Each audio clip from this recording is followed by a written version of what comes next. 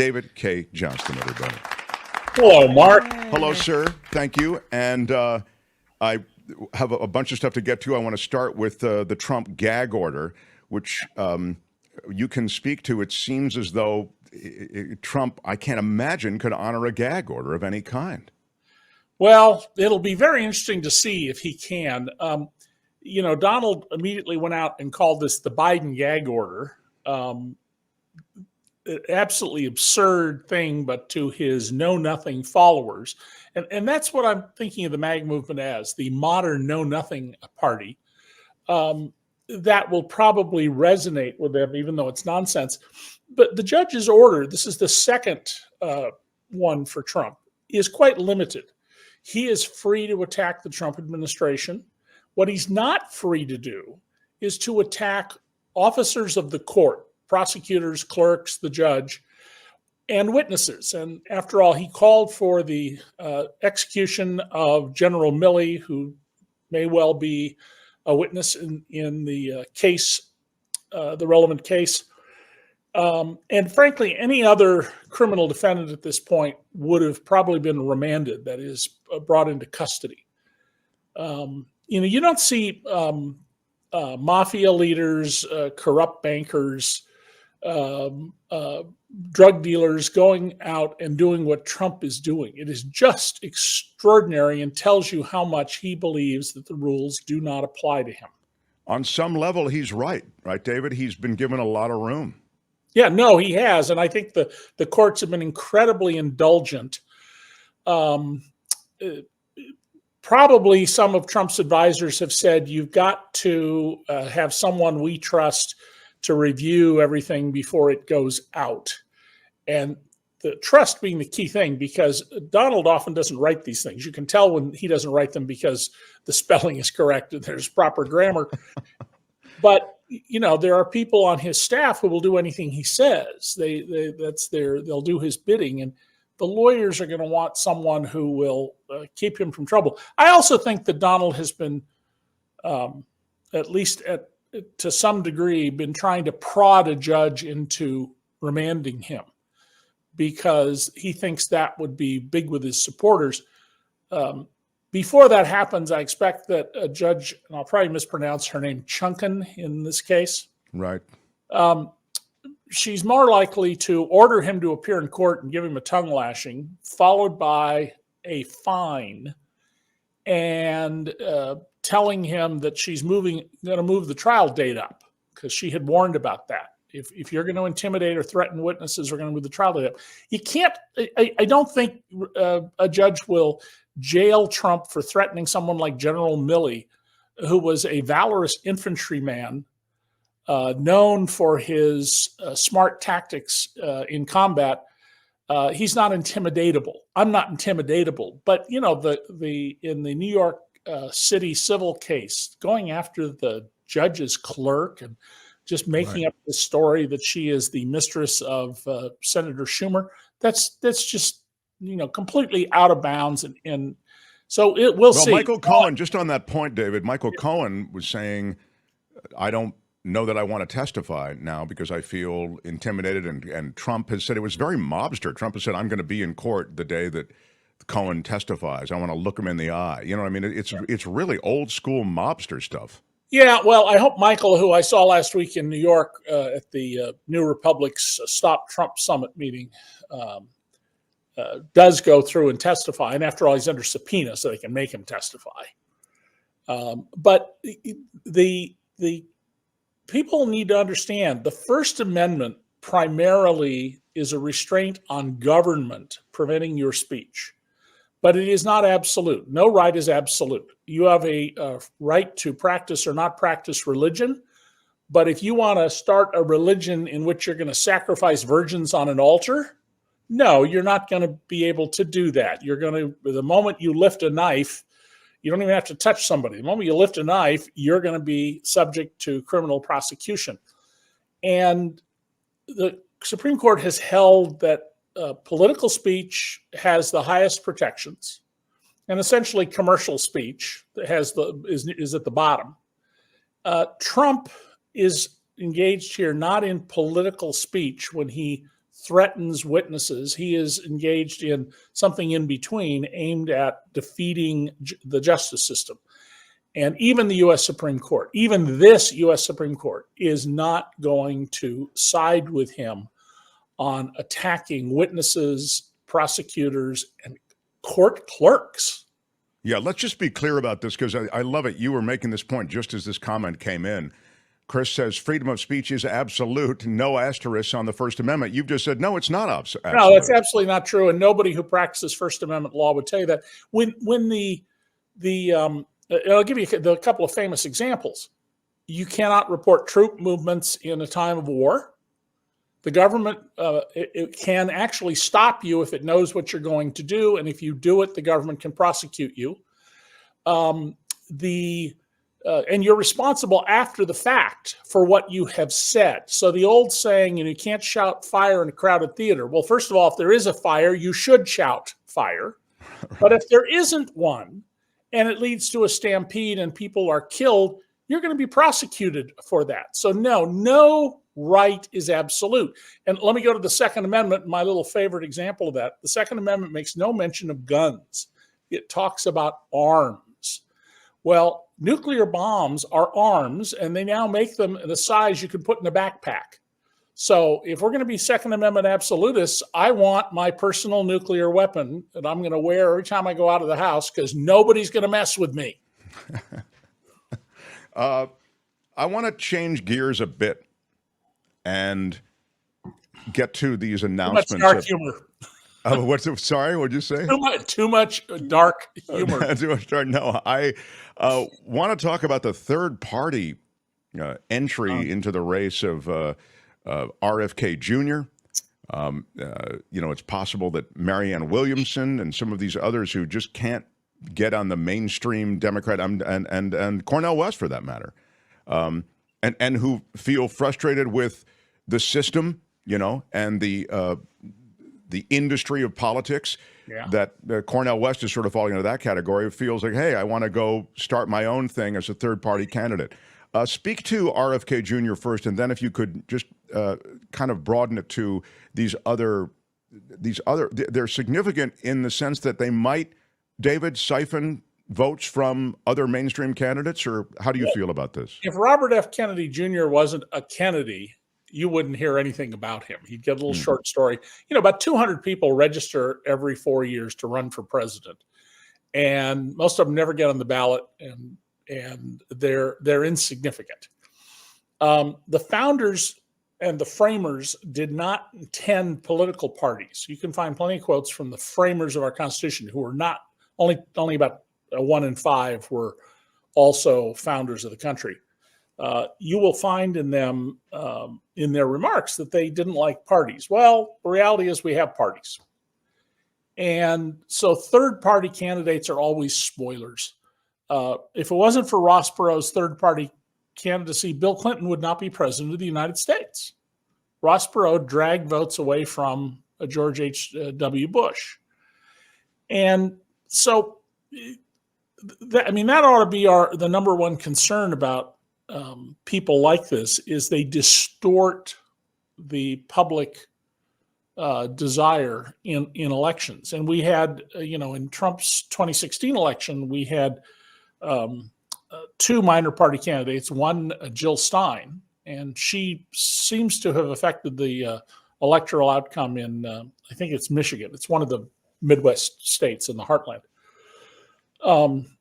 But if you want to come up with a better system, come up with one. In the meantime, we've got parties. And it's interesting to hear you say that, because I think it's sort of a really lost point in it all, which is that, we can talk about, as I just have even sort of mentioned, the Democrat machine, the Republican machine, and it is, and it can ice you out of a real chance of getting your message out or even participating in primaries. But I think lost in it is, and please correct me, there are coalitions formed. The business of politics is making policy and making associations and gaining support. And that is done in this machine, which is politics. And as you say, party politics. Well, yes. And the key to political success is broadening your coalition to draw more people in. And if you can't do that, if you can't get more people once you're in office to appreciate that you're doing a good job, you're not going to continue to hold office. But let's not miss two important issues that have happened that are distorting our politics. The post-Watergate reforms, something I wrote about a lot back 49 and 48 years ago, have backfired. They've turned out to be an absolute disaster. A handful of people in the country, compared to the 333 million of us, decide, who runs and who gets well funded. And candidates are beholden to those people. They sell their souls to those people. And now we have the dark money and unaccountable money because of this crazy Supreme Court idea that speech and money are equivalents. I can't find anything in the writings of the framers of our Constitution that supports that, but there's a lot about how they would have opposed that. And anybody who wants to read further about it, there's an excellent book called Corruption in America by Zephyr Teachout, who's a professor of law. She doesn't write it like a law professor. She writes it as a popular trade book. But it starts off with our ambassador to France, Benjamin Franklin, was given a bejeweled snuff box. Back then, people put tobacco up their nose.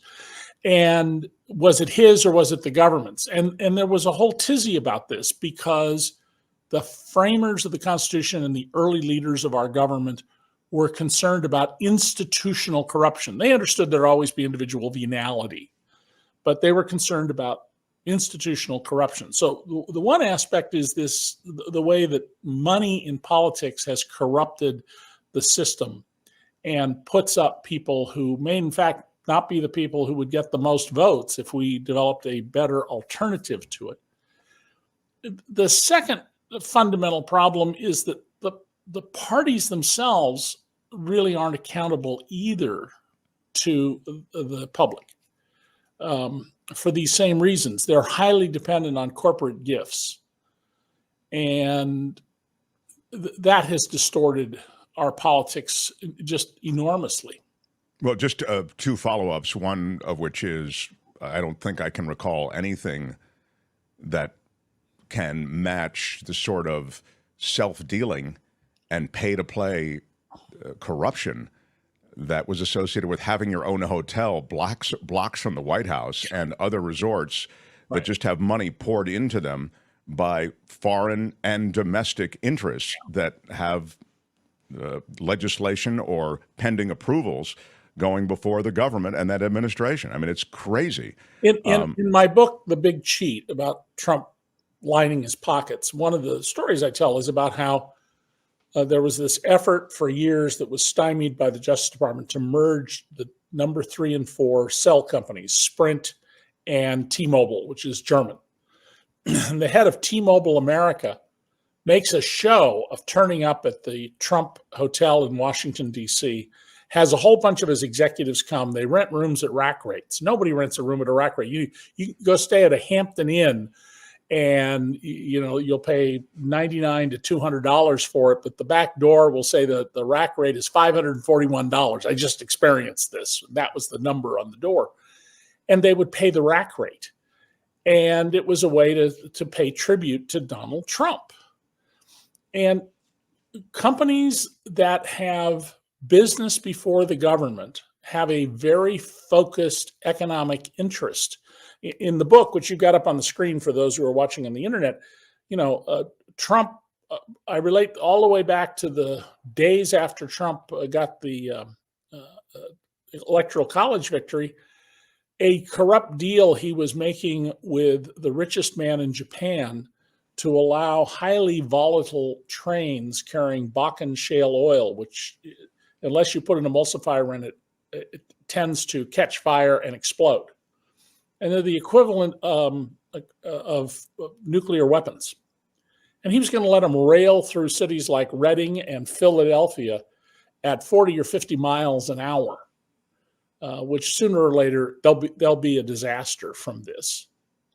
He didn't get it through in the end, but but it was all tied up to the support of this Japanese billionaire. Foreign interests should also not have interests in our elections.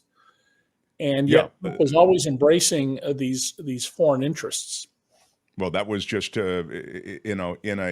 especially with the T-Mobile case, where I was railing about at the time on KGO radio. It just seemed so naked. Everything was pretty naked. I mean, it was, it was the worst magic show you've ever seen. There was no sleight of hand when it came to the corruption in the Trump administration. Yeah, and I've interviewed people who said to me, well, but he's saying it all out in the open, so it can't be a crime. And it's like, are you serious? I mean, there's no logic to that.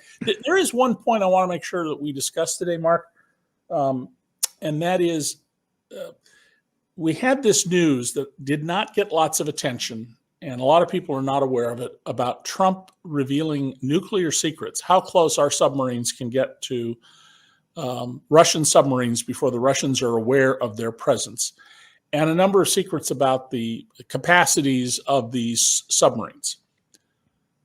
That was not a one-off. That's the only one we know about. But Donald is Donald. He has been shooting his mouth off to people with our secrets left and right.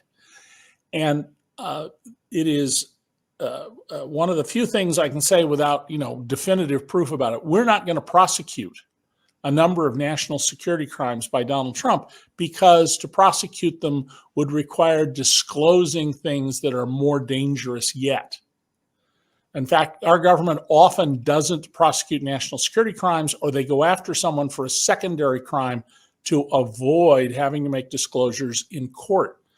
When Robert Hanssen, the corrupt FBI agent in LA who was on the payroll of the Soviets, and they had provided a woman to him, a woman spy to soften him up, the government did not go into everything it knew about what he had done. He was the head of counterintelligence in LA because it would require disclosing secrets. And Trump is just a walking threat to our national security. I mean, I wish we didn't have to have a military and these big intelligence operations, but we live in the real world. And if you don't think intelligence matters, just look at what happened with Hamas pulling off this incredible murderous assault with the Israeli government, with its superb intelligence functions, not knowing anything about it. I mean, they somehow amassed a big operation